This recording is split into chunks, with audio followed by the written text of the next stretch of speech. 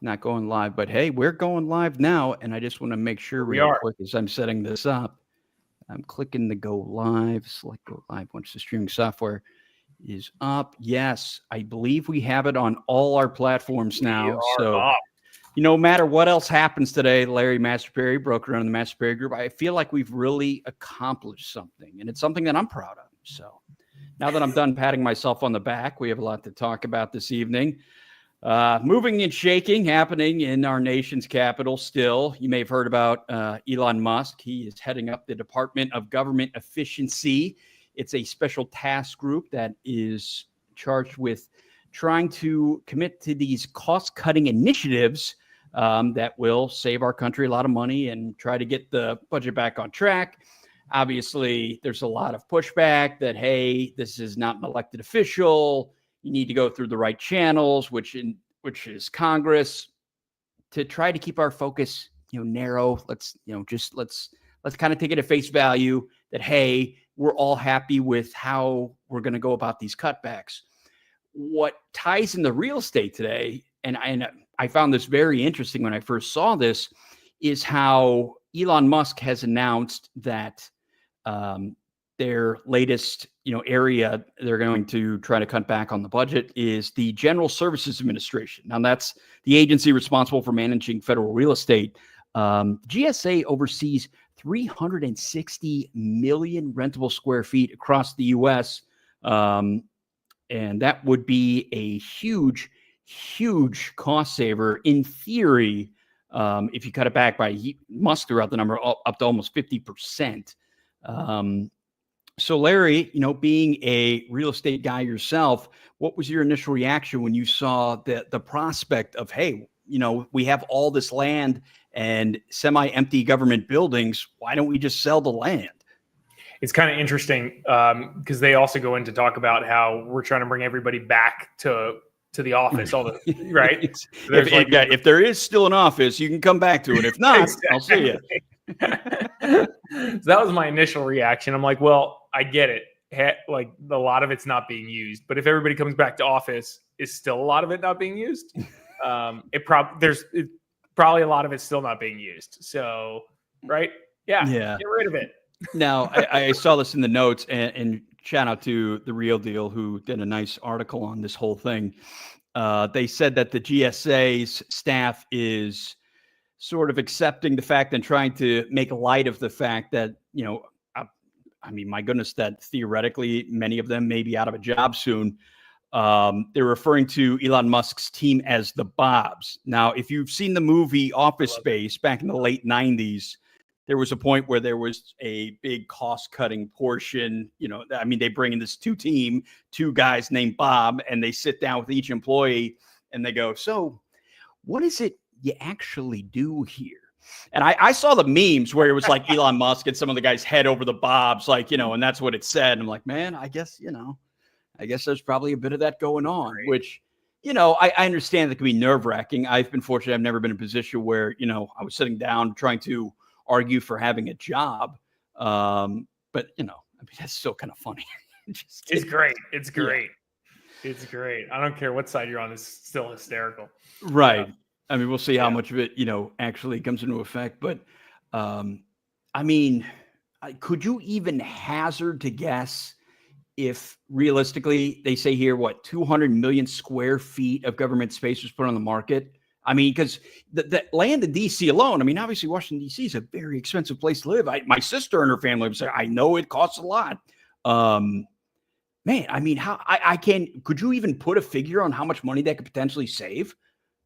Right. That's interesting. And if they're selling it, which they supposedly own it, right?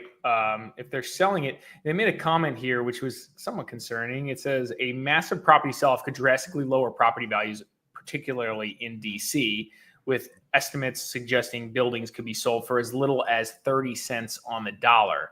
That would cause a major reset in the commercial real estate values.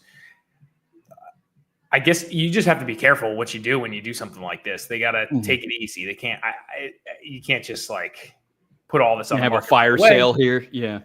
On the other hand, maybe I don't know the books here.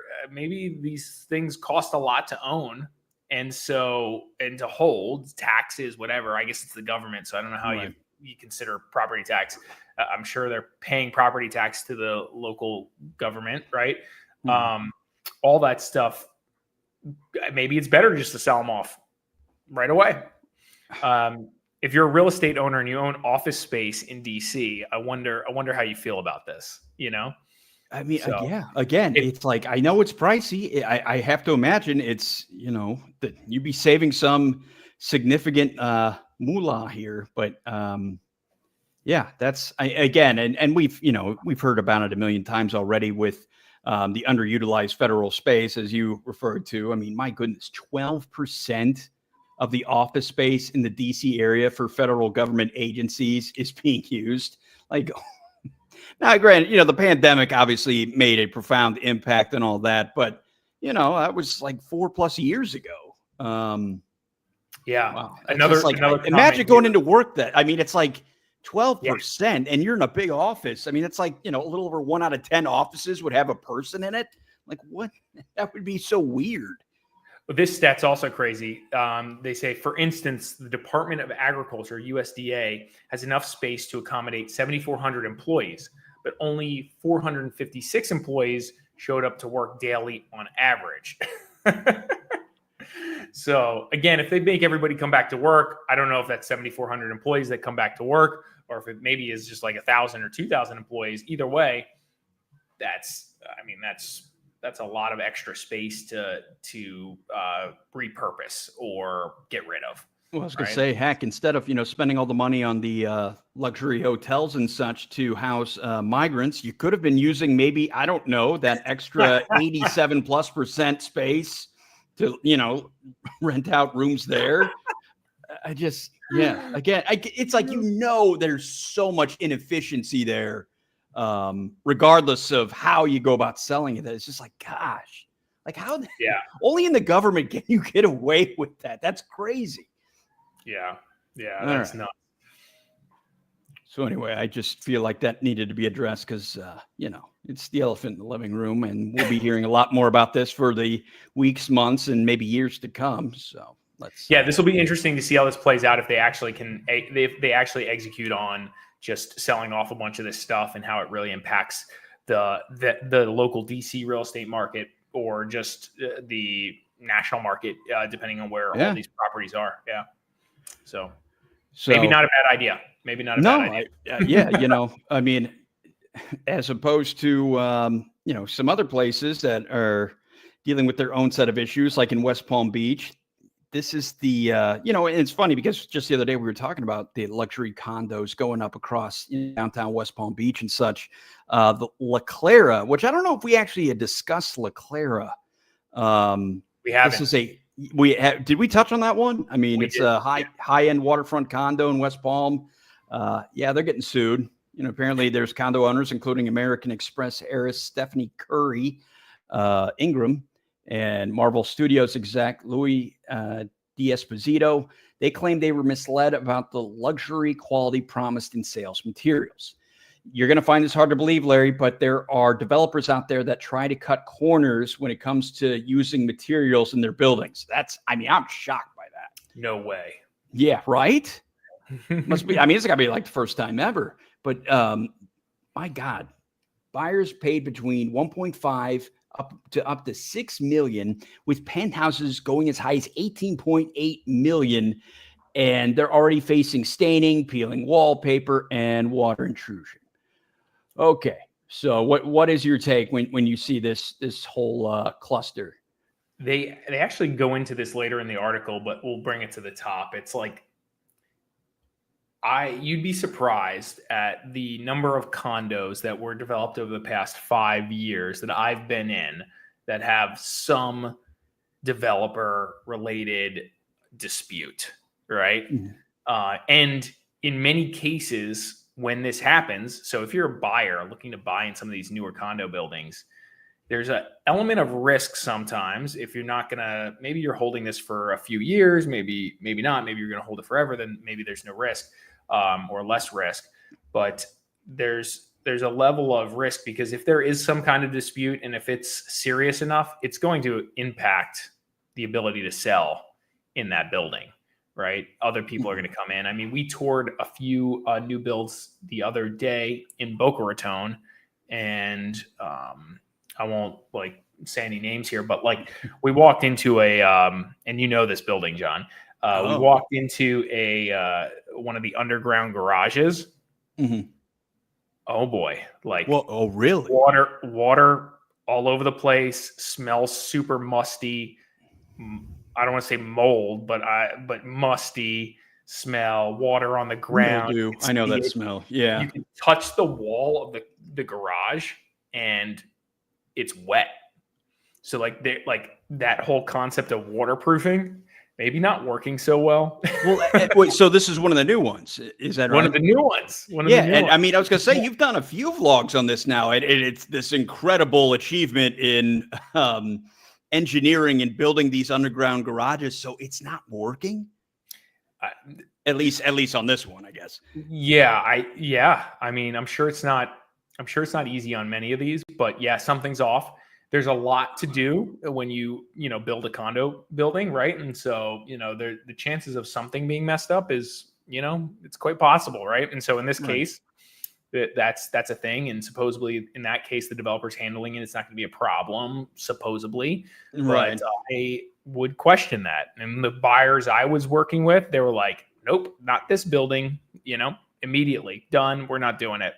And then there was another one that has structural issues we were in, and we were just like looking at the prices.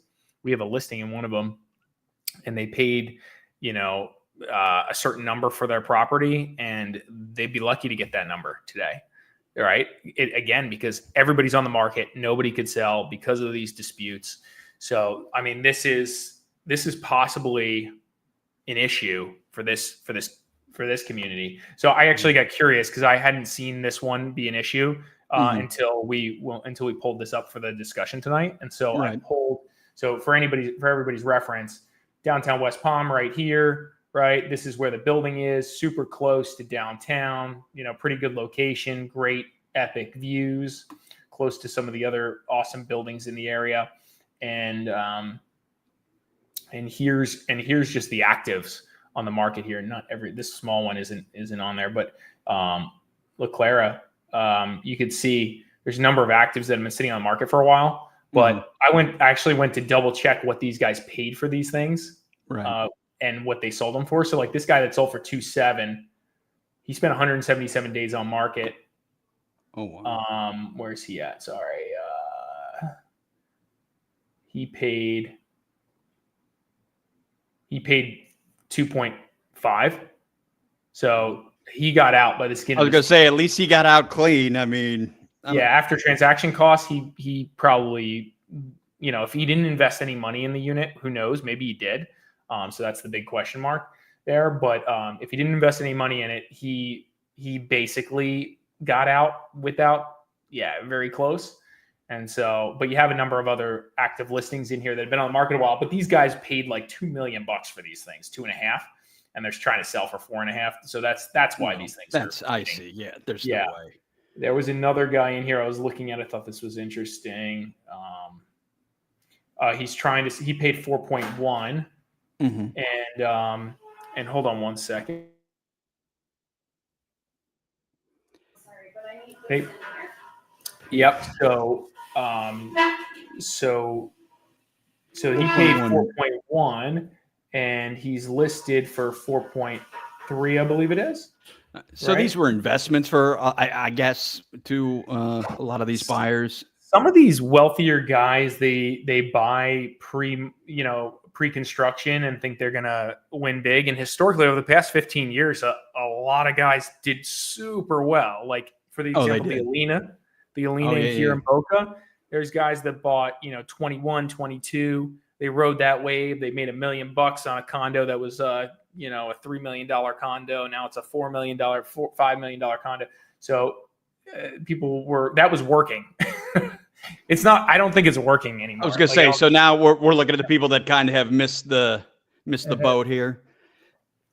Plus, so for example, my understanding, the Alina doesn't have any issues with the developer. The developer's done a good job over there. My understanding. I've worked in there enough to have a decent sense of that. Maybe somebody else will comment differently here, but this building obviously has some issues, public issues that have been reported. So yeah, I think that's also a big factor in it. Okay, so they're suing the developer. I mean, generally, how do these things play out? Because I know it's not the first time there's been an issue like this. I mean, do the developers have insurance for this kind of litigation? Like, what happens in a case like this? Yeah, they go to court, and I'm sure they have insurance, and I'm sure like they work through that. And sometimes, depending on the actual issues, if they're like real issues, you can't get insurance on some of these buildings because of it. I'm sorry, you can't get financing on some of these buildings because of it sometimes. Now, this is a luxury building, so most people are probably have unique financing or no financing. So it might be a little different. But for buildings that are in the $1 million, $2 million price point, that's that's a big thing. It's a big deal. So yeah, this is impacting values for sure. Yeah, and I was going to say, and I mean, and if it's as prevalent as you're hinting it may be, it might not be the last one of these lawsuits we'll be hearing about in the near future. Without question. Jeez. Yeah. All right. Well, on a completely unrelated note, it's always important to take care of your balls. In the case of Florida beaches, going everywhere from Port Everglades, which is in Fort Lauderdale, all the way north to Palm Beach. There are reports that tar balls are appearing on the beaches. I have not seen these tar balls. Maybe, Larry, you're familiar with the sticky balls. So I haven't seen tar balls, but I was at the beach with a friend and their children the other day, and one of the kids, I don't know where it came from, but they were like covered in like tar, like on their hands. So, and this was the second time it happened. The first time they were walking on the beach and their feet were covered in it. Right.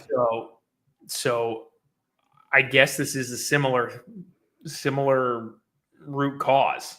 Yeah. You just never know when balls get sticky, and I guess you just need to take care of that. I think, it's interesting when I was reading this, the comment was sometimes this could come from natural gas naturally coming from the, dissipating from the ocean floor. Right. My guess is it's from something that I assume like leftovers. Right. I assume it's leftovers from drilling or something along those lines. Something washed ashore from somewhere. I don't know what happened that we don't know about, and who knows? Yeah. So it's kind of interesting. It's not bad. You can't like tell on it's not like the beaches are covered in the stuff. You can't see it. It's just like random. I was gonna say, I mean, I go to the beach. I have yet to see it, which I'm not intentionally jinxing myself here. But I mean, that's unfortunate for birds and sea turtles and fish and such. The article said it's not a major health threat unless it's ingested or handled excessively. So, if you don't play with your sticky balls too much, or you might have some real issues when you go up to eat a snack or something after you've been fondling these balls of oil and tar. That's I hope I don't have to see them. That would not be good. Yeah, so watch out if anybody else. Yeah, I was gonna say. So I mean, hey, after we've been doing so many articles talking about, how, like, for example, Delray Beach is like rated as one of the nicest beaches out there, and on and on and on. Suddenly, you're at the beach one day and you're attacked by sticky balls. That's not good. So both places I was in was Deerfield Beach, and I was at Fisher Island this past weekend, and so that was in Miami. So those two locations. So I haven't seen it in Europe all the way in West Palm. No, you're not. You're in Boca now. I'm here now. I used to be. Yeah. So I haven't seen it in Boca, but I'm not at the beach all the time. So who knows? So wait, Fisher Island, is that the really nice one? It's the private island. Mm-hmm. I had a cool experience there. It was neat. All right. What, do you want to talk about it? Yeah, Fisher Island's awesome. It's a very unique. I was with somebody who was a member, so we showed up on the boat because you can only get there on a boat, right? Mm-hmm. And we spent spent, half the day on the beach and then boated back. That's cool. I was going to say, I'd ask if Tom Brady was there, but I guess he was busy calling a Super Bowl. So good point. Yeah, that was that day. That's the day I was there. Super Bowl Sunday. Oh, yeah. Oh, wow. Yep. You watched the Super Bowl, huh? Yeah, they had it all set up to do it. We left before that. Okay. Well, that's good. Yeah, it was cool. I was going to say, right, I'm sure a place that nice. They had TVs like in every nook and cranny that you can put one. And the membership to buy in to Fisher Island is like $400,000. Just to be able to go on the island, yourself. Really? So, I mean, big numbers. That's so anyway, the Super Bowl screen or whatever they had was like on the beach. It was huge. That's pretty It was cool. Yeah, it was cool. It was really cool. Is the beach itself, is it that nice? I mean, I'm trying to picture what a $400,000 membership, but like, is the sand different? Is it made of gold? Like, I don't need it. Don't get me wrong. It's cool. Like, it's a cool I know, experience. right. I mean, if you got that kind of money, more power to you, but it's like, sure. It's a cool experience. But I always say this when I come back from there. I'm like, it's cool. It's, it's a cool thing to say you did or whatever. Yeah, no, absolutely. There's a lot of coral stone construction and it's kind of unique and special. And there's good restaurants on the island and all these other things. And there's there's condos on the island too, and some homes. So like you can like live there, and be a member. But long story short, every time I come back from there, I'm like, this is cool. Felt cool. Was neat. Obviously there's real people there with real money, which is kind of neat. But I don't need it. Like I wouldn't strive to that. That's not the goal. It's like it's not that interesting. I'm very happy going to the beach in Boca and just being on the beach. Like it's not any different to me. I would say, I mean, maybe I'm a little biased because I'm here now, but beaches are very nice. Yeah, absolutely. All right. So let's talk about Fort Lauderdale. I know, right? I was going to say, and obviously Fort Lauderdale being a large metro area, we had to try to narrow down our area of focus. So we will talk about downtown Fort Lauderdale, which I don't know if I've heard this nickname. According to some of the background information that our producer Crystal was able to put together, Fort Lauderdale has earned the nickname Venice of America due to its stunning collection of canals, which include over 165 miles of scenic waterways that run through the city. The latter part I knew. I don't know if I'd throw out 165 off the top of my head, but obviously there are plenty of scenic waterways. I was under the impression Fort Lauderdale was like the yacht capital of the world. Like it's production. I thought that was. So I get it being called Venice of America because of what you just said, being the yacht capital of the world, right? So, or at least that's what all of us have heard, whether it's been just repeated or if it's actually true. I mean, let's ask the AI, right? Maybe think of, I think it was a later episode of Friends, and Chandler, I guess, had relocated to Tulsa, Oklahoma, which is a place I ended up living for a while. And they was like, "Oh, are you kidding? Tulsa? It's like the Paris of Middle America." That's right. Like, I remember that. Yeah, this is interesting. So, Fort Lauderdale, Florida, is known as the yachting capital of the world. That's what I thought. I knew I didn't make that up because of its many marinas, waterways, and yachting services. It's also a top sailing destination. So, marinas and waterways, over 100 marinas, more than 300 miles of intercoastal waterways, as we talked about. The new river and many navigable canals. That's a comment to make. Like this is what's interesting and probably why Fort Lauderdale was interesting to begin with, just because there's so much waterways just easily accessible, like this new river here that kind of goes all the way up. Right. Anytime looking on the map. Yeah. I mean, it's just everywhere. Yeah. It's cool. I mean, anytime, if you ever spend time down there, I mean, it's kind of fun to, go through all that. Totally. Yeah. So, I mean, we've sold houses on the water to people all the way down here. I mean, like way west. I mean, there's boats all the way up here. I mean, that's not something that occurs if you go north, as an example. Like you see these little waterways, these are small and they're not really navigable. So like, yeah, it's only like kind of east. It's like I feel like it's like kind of east of 95 at minimum. Yeah, that kind best of case access. scenario. Yeah, and like you come up to Deer. Look, there's no water that's really navigable. Same for here. Boca has a little bit of action, very little, but like and then if you go further north, it's the same thing. Pompano has a little bit of action. And again, this is less like people use these right in Pompano. This is the thing, but Fort Lauderdale just has a lot going on, as you can see. Yeah. And again, people go all the way west to 95. I mean, it's crazy. There's tons of people with boats out here. So. I mean, it's like one of those. It's like, no, I don't have a car. I have a boat. Yeah. So, looking at some of the statistics, I do find it interesting. I have to imagine this is referring to just the downtown population of 185,000. I'm like, there's no way that all Fort Lauderdale has. I'm like, no way, not even close. But I believe that's an estimate of just the downtown area. That still feels like a very low number. I was like, it was 185,000 back at the turn of the 20th century. It doesn't explicitly say. But on here, because you see West Palm's 124,000, Fort Myers 97,000, Fort Lauderdale 185. So it's kind of interesting. I mean, that's substantially. It's not actually that much more than like a Boca or even like Boca. Well, that's what I'm saying. I'm like, I feel like Boca is in the neighborhood of that, and I find that interesting about Fort Myers having flown into there plenty of times. But I think Boca Raton is like under 100. Yeah. So right there. Look at that. Yeah. 100. So there you go. Kind of gives it a little bit of perspective.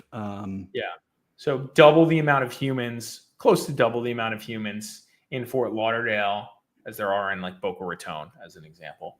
Right. But I mean, and it kind of goes back to that we've talked about many times as I've tried to learn more about how this real estate landscape works, that so many of the homes I see along the water and like that, I never see anyone there because they're generally not there. They're either snowbirds or it's just an investment property. Well, yeah, when you talk about that, that's so true. As I'm saying, I'm like, that's kind of sad. I get it. But, it's still when you see it, like, where the heck is everybody? It's a thing. I think we've seen more local full-time residents come over the past 5 years. I would say post-pandemic for sure. Yeah. During pandemic for sure. Post-pandemic for sure. And primarily because, and now what I see and what we still, again, what I constantly have conversations with people about are just hey, I'm relocating here because of the tax benefits. It's a big thing, or the estate planning benefits. So we're still getting a good influx of people. I was talking to somebody today for 45 minutes that's moving from Nevada to here. She's a realtor in Nevada. She's relocating here, and we're going to help her find a place. And it's like, we're doing this. We're leaving those areas. We came from California. We went to Nevada. Now we're coming to Florida. So again, like that's a constant thing. And so Fort Lauderdale is a pretty big one because of the big international airport, and it's like well known, etc. Yeah. Well, it's funny you say that. I just, with the taxes, I've seen, recently with the Miami Heat trading star Jimmy Butler because he was unhappy. I forget where he went to, but anyway, he's playing in California now. It's like, just wait and see until those state taxes hit, buddy. Good luck with the income tax out there, which it's like, and when you're talking about tens of millions of dollars, that does actually end up being a pretty fat chunk of change. It's why you see players oftentimes that they want to play in Florida or in Texas. It's quietly can be a substantial impact. Yeah. Stone 840-84-19 said, that's crazy. They have no state tax there. Yeah. I didn't entirely understand it, but what I have heard is, what I have heard from other people is the estate planning benefits here in Florida also are helpful. So I don't know what Nevada's structure is, but they're relocating. There's another reason why that party is relocating here. Their kid is coming to medical school here as well. So I guess they're looking for another state that does not have state income tax and things of that nature. So yeah. Okay. But we've had that conversation with people from New York and I mean, and I bet it adds up. Mm-hmm. Yeah, no, it absolutely, it's a big deal. So, I'll be honest. Prior to learning a little more about Fort Lauderdale, I had no idea about the history of the city and how it was established. But I appreciate the notes, Crystal. That it was established in 1838 during the Second Seminole War. It was originally established as a military outpost. So if you're on Jeopardy anytime soon, or I'd imagine if you grew up in Florida, you probably learned that in history class. That's interesting. Incorporated as a city in 1911, right? Which is, I was going to say, which isn't long before Boca. I mean, this year is what, the 100th anniversary, right? Yeah. There's a good book called Bubble in the Sun. It's all about Florida's. I read this just because we're real estate agents here in Florida. It's all about the boom of real estate in South Florida to pre 1920s, right? Pre the Great Depression. Mm-hmm. And it actually, one of the premises is that Florida's land boom and bust was a big part of driving the Great Depression, because there was so much money coming into Florida, and then it just all collapsed, right? Interesting. Super interesting. But this is that 1911 window is like when all this stuff was getting hot, between the early 1900s. So interesting. It was incorporated then. That's when they were doing all the stuff in Miami and West Palm on the island and all those things with Addison Meisner, Flagler, all the big guys. Yeah, all the guys that if you see a building that recognize the name like Meisner. Yeah. Yep. He was down here doing his architecture game. Which I don't have to see an official, walkability rating score to know that if you've been around downtown Fort Lauderdale, it is a very walkable area. I think right along Las Olas and places like that, it is a score of 76. So, for anyone keeping score. And you're probably walking in downtown. I mean, it's a little congested, right? Traffic wise. Yeah, it's not exactly. Miami, you have no choice, practically. Yeah, it's not Miami, but it's it's still not worth writing home about when it comes to traffic. Yeah, totally. 100%. But I will say, but it's nice. I have to admit though, the Bright Line really does help, because I've taken it to Fort Lauderdale and it's nice, moving around a place like that. So, I at least commend the powers that be that are trying to make everything a little more accessible, because there's no question just, driving. It's just, you got to be patient. That's putting it delicately. Further improving public transportation here could be helpful. But the Bright Line has been great, right? Great improvement over the past few years. So, yeah. And it's let's great, talk about the crime rate. I was gonna say, and it's great. So while you're walking, let's see what happens then. Statistically, 5.8 per 1,000 residents may be victims of a violent crime, which is actually slightly higher than the national average. Overall, Fort Lauderdale is safer than 49% of U.S. cities. Wow! So they're almost in the upper half. Almost. Property crime at 26.5 per 1,000. That's above average. The U.S. average is 19. Of course, we have some famous celebrities here. There's a number of celebrities I know that have places in Fort Lauderdale and stuff. I mean, Leo Messi, Kevin Hart, Dan Marino, go figure. J-Lo, Shaquille O'Neal, Adam Sandler. I know Henry Cavill has a place there too. It's one of those where a lot of them have a place. I don't know how often they actually live there. Yeah, I mean, Messi was one of the big names that have come recently. Yeah, when I saw J-Lo, I was like, oh, that's interesting. I didn't know J-Lo was here. Well, but to your point, else would you be Miami? I mean, yeah. Adam Sandler used to live in Boca. I don't know if he still does. Yeah. Oh, wow. So James says he saw OJ in Las Olas. I believe it.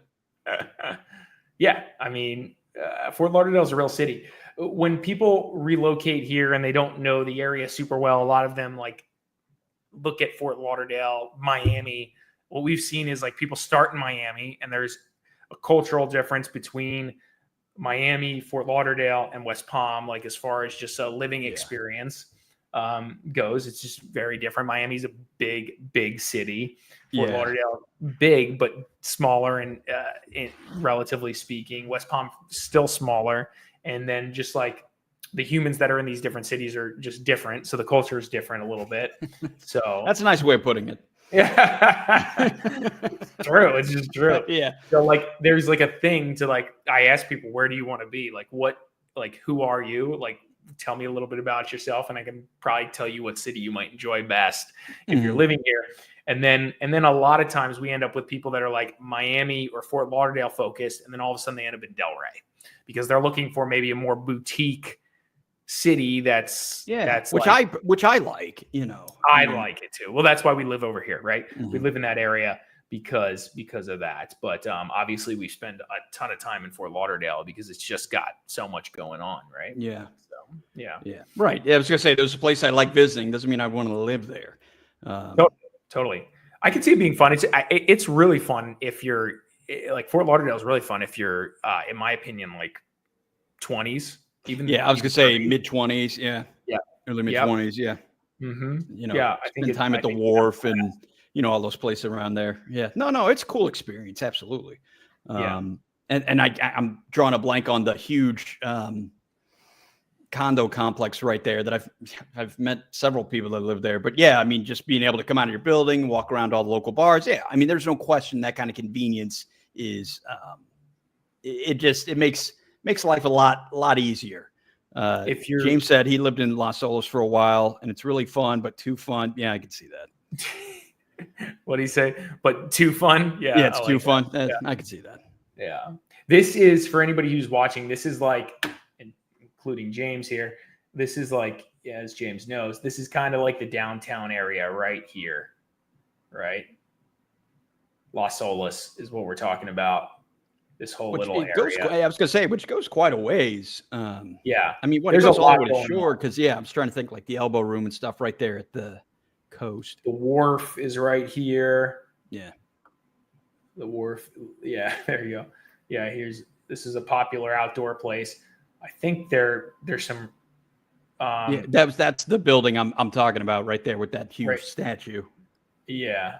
Because I remember picking up a girl for a date one time, and that was the first time I'd ever gone by that. I'm just like, what the hell is that? It's just like, I don't know. I mean, it's a cool little sculpture. I just was a little big, but I'm just like, what is this doing here? Yeah. So this is a great. I mean, James lived in that building too. See, I think everybody lives in Los Olas. It's like you would think that was like the one. The one building there, because I kid you not. I mean, I've met at least 3 or 4 people that lived there. Yeah, I mean, it's prime location, right? It's and James probably remembers this. Like, I don't know, 15 years ago, Fort Lauderdale's changed, matured. It's been great. It's been less than great. I don't know. Everybody has different opinions. But when I first came down here in 2005, Fort Lauderdale was the spot. Like it was a spot. Then Delray was nothing, literally nothing. Yeah, that's what I keep hearing. Yep, nothing at all. And then as Fort Lauderdale changed a bit, and arguably like there were like certain big clubs shut down, new ones are there now. It transformed. More of us ended up in Delray, but again, we got older too, so like it became less of the spot to go to. So yeah. Lauderdale's fun. There's a lot of action. If you're looking for more of a city experience with a lot more people, more than double the amount of people of Delray and double the amount of people of Boca, then Fort Lauderdale is like a good place to be. A little bit more international, obviously, than maybe Boca or Delray sometimes. Definitely Boca and Delray are more quiet. So it depends on really what your experience and what you want to look for. Yeah. Yeah, and if you don't mind walking. yeah, sure, totally. We talked about we've just been kind of going on about stuff, but there's a number of restaurants that exist in Delray and Boca that also, their big hubs are like Fort Lauderdale. They've come up from from Fort Lauderdale. So like Casa D'Angelo. I would say, I think I've had Rocco's Tacos in about 4 different cities. Right. Totally. Exactly. Rocco's Tacos. Man, there's so many. American Social is now in Boca. Yeah. Was in Fort Lauderdale. It was really like a cool spot to go to. Still I didn't is, know that right? one. Yeah. Yeah. We probably name a bunch of them. Mhm. Look, Victoria Park is one of my favorite neighborhoods in the area. Yeah. James, we're actually gonna talk about that. But yes, Victoria Park has been. Let's see, is it on here as a name? Yeah, right here. You can see it on the map. Let me share my screen. Like Victoria Park right here is kind of Yeah. A friend of mine has a place been on a the water neighborhood there. that's Yeah. changed quite a bit over the years and became very hot. We've worked in this neighborhood a lot with different clients. It's really cool. I mean, it's a prime location adjacent to all these, these homes over here, and we can talk about it in a minute, are like, these could be $15 million homes, depending, right? Corner lots here, 20 million, and then, $4 or $5 million homes. And so Victoria Park's adjacent to that. Victoria Park, $1 million plus or minus range, Yeah. right? I was Would going you to say, a that buddy would of be mine got a weekend? place there. It was over Yep. $1 million. I know that. Yep.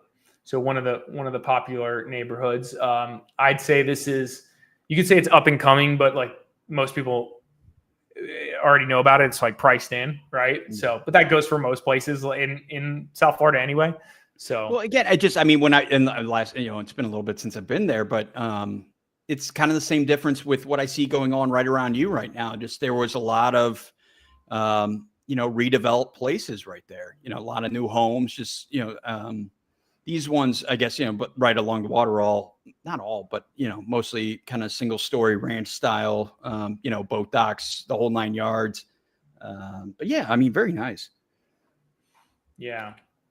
Actually, I was pulling up just pricing on this so you can see it. See if it loads. Maybe not. If you're looking at just single family homes in the area, you can see. There we go. Cheapest thing in the neighborhood, $649, 1940 construction, 3-bed, 2-bath. Sold in November. $649. Wow. Yeah. So like, you're not, and look, there's nothing, like, just for context, what's the cheapest thing for sale in there right now? One's pending at $9 million. So like I said, $1 million plus or minus, depending on what you're talking about. So you're really in the ones without question. And just for context, like the asking price for some of this stuff is, maybe these are out of line as far as asking price. Let's go with a comp, like a sold here. Wow. 1.1 million for a 2-bed, 1-bath, 1,000 square feet. Let's just see where this is on the map. Just like, okay, it's close. Okay, I'll give them this. It's close to Broward Boulevard, really close to the park. But it's not even on the water. It's not on the water. That was like, when I see something that high, I just assume that is $1.1 million. Yeah. So kind of nuts, right? So depending on where you are in Victoria Park, prices will sway a little bit. But like, look, there's only actives in the 1 million range. So if you want to hang out in Victoria Park, you want to buy in Victoria Park, really tough to do. And you can see, look at how fast some of these traded. The ones that just recently traded, 9 days on market. This was a 3-bed, 2-bath, no pool, 1,200 square feet, almost $900,000. That's what it looks like. So that's crazy. I mean, now in cases like that, is it almost safe to assume that it's going to be torn down and put something else over it? Because for that. I mean, if you just kind of like pop around here, you can see like there's a good chance, yes, could it be torn down? Yeah. Yes, but like the question is always like, here, hold on. Like there's 161 homes. Okay. So so we're at the bottom of the 161 homes. Highest sold in the neighborhood, 4 million, 3,700 square feet, 15,000 square foot lot, 1946 build. I got to see this. Okay. This is on the water. Okay. That doesn't count. Wow. That's on the island. It's like a corner. Different. So let's go down lower. 1924. Not on the water. Here you go. 3.8 million. Cool house. Yeah, I was gonna say. I guess But that's like, and it looks like it's been 3.3 very well million. maintained. You know, for a house that's a century old. Yeah, this has been updated. So, I mean, could you sell a new construction for 4 million? Probably. So, could you spend, 900 on a house and tear it down? Probably. Would be my reaction. But like on that one, for example, I There you mean, go. do you probably? Well, yeah, that's a nice house. That they Well, probably play up the vintage angle, right? That it's like, this totally. is, yeah. You try to play it up if it's done well and well maintained, but it's still not a Mhm. brand new construction, because what we get from these buyers down here is like they want something nice. They're not looking for that eclectic feel. They want the South Florida vibe, Mhm. the more a lot of time more modern or transitional Right. or something like that. But it's interesting to see that maybe this is a developer play here. Like, I guess this one's brand new construction. Sold for 3.2 million, sold early last year. 4,500 square foot home, 2021 build. Okay. So kind of interesting. Really good location though. And so I haven't seen a whole bunch of homes trade in the 4s or 5s. Yeah. This is a spec build as well. That's different. I haven't seen one like that. 3.1 2024 build, 3,800 square feet. There's not a lot of meat on the bone for a developer to build here if they're selling for this price, 4,500 square foot or 4,000 square foot home. Mhm. You could do it. You could do it. I'd say they want to pay 700, 800 for 700, probably tops for a teardown in here would be my reaction. Mhm. So there's not a whole lot of that. Interesting. So yeah, it's interesting, right? That's kind of because in Boca and a lot of the neighborhoods we spend our time in, I can pretty much quickly call if it's going to be a developer build or a developer deal we're listing or not. And usually I can just call up the 6 developers. Right. I mean, some of them. But I mean, yeah, based on the dollar figure. But I mean, it's like, gosh, just looking at some of the pictures on the exteriors on some of those, it's like to spend that kind of money for that house. It just, in what universe does that seem like a good idea? I do like the interior. If you really like, this is a pending 945 grand. Yeah. So yeah, I mean, if you want to get in downtown, you want to own a house, you want to live in Victoria Park, you're spending $1 million without blinking. Like, and there's just not a lot here. Which is interesting, as the inventory ticks up in this market, we're not seeing that like inventory pile up here. There you go, James. He said, James will buy it. Let's go. All right. We got a deal. We're doing a deal live right now. James, I'm sending over the contract. All right. Do 5-day inspection. Cash. How bad do you want this house, James? Come on, man. There's other guys involved. There's other buyers. Oh man. It is a very nice neighborhood though. I'll give him that. Geez. I think what we had on the list next to talk about was some shopping. Well, we had the shopping destinations, which, it goes without saying, as we were talking about a little earlier, Las Olas. Yeah, they have a lot of boutique shops, galleries, the sidewalk cafes, everything you can imagine with the, fancy urban, shopping, whatever you want to call it, high-end retail. I mean, there really is a lot of nice stuff along there. I still give Palm Beach and Boca the nod, but, I mean, for a place that's as, heavily populated as downtown Fort Lauderdale, it is, there is a lot of nice stuff there. Have you been to the Galleria Mall? I don't think so. I'm trying. It's pretty. Is it pretty? I mean, it's pretty nice. It's big. It's pretty. Is it downtown? Where is the Fort Lauderdale Galleria Mall? A map. Because when I saw Sunrise Boulevard, I was like, wait a minute, Sunrise? Like, no. Sunrise Boulevard. Oh, okay. So it's like on the island. It's kind of like, it's a very unique place, in my opinion, to have a mall. Like, I think highest and best use of real estate to me is not, I don't know, I guess it's fine. Whatever. But Yeah, it's like the most east mall I know of in like, I don't know, in our area, put it that way. Right. Interesting. So, actually, we are helping a client. There's a building right back here that's leasing some space, and I rarely do this, a lot of commercial stuff. I just do it because I like it with select clients, but they're not. I'm sorry, they're selling it for the asking price is 1.6 million. But what's interesting is they're asking 1.6 million, and what we're hearing is like they'll go much lower than that.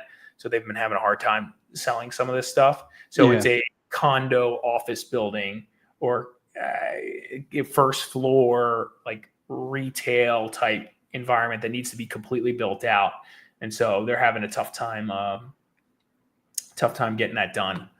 And it's still on the market. Yeah, and I have a client that is looking to put his business in there amongst and also renting out some of the other space. He'd take like all of it. They have a lot of space in there, but it's weird. These office, as we talked about earlier, like office is kind of not. There's a lot of people that aren't touching office as an investment right now, right? And this is kind of office / retail. It's behind the mall. It's in a condo complex. So it's unique, but yeah, this is the Galleria Mall. Okay, so it's on an island. It's on the island, baby.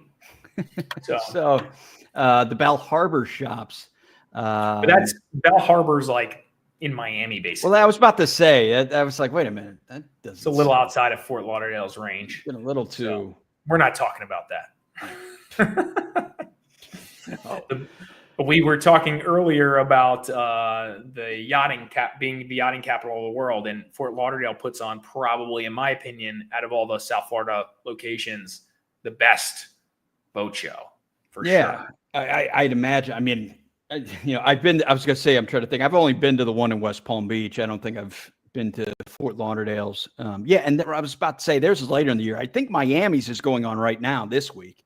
That's right. Yeah. The thing about Miami's that it's more multi-locational. So like Fort Lauderdale just is kind of, I've only gone to the boat show a few times, but every time I've gone, it's been like, I don't know, it's really cool. Like it's all kind of in one spot. It's centralized. Yeah. It's pretty efficient, at least for the stuff I wanted to see. I don't know at Super Bowl. I have a few friends that are in this industry, but again, like really, really cool. It's cool to just go, even if you're not into boats at all. So yeah. Yep. Okay. So staying with the festivals and events theme, we have, gosh, my goodness, we have a lot of stuff. Of course, Las Olas always has local artisan shows and all kinds of things when you kind of work your way up and down that, like the art fair and things like that. You also have the Bonnet House Museum and Gardens. I am not familiar with this historic estate, which offers a glimpse into Fort Lauderdale's past, surrounded by lush tropical gardens and wildlife. So I ask you, Larry, have you been to the Bonnet House? I have not. Okay. I've not been to the Bonnet House, but let me show you a little bit what it looks like. It's kind of cool. This is something worthy of checking out, I think. Yeah. I was going to say either that or they take nice pictures, one or the other. Yeah. Hold on, I'll show you where it is. It's actually pretty cool. It's a super east location. Oh, wow. It's on the other side of the mall. Yep, right by the mall. Right by the Galleria. And this is a good example of what it looks like. Which is pretty neat. Yeah, it looks nice. Yeah.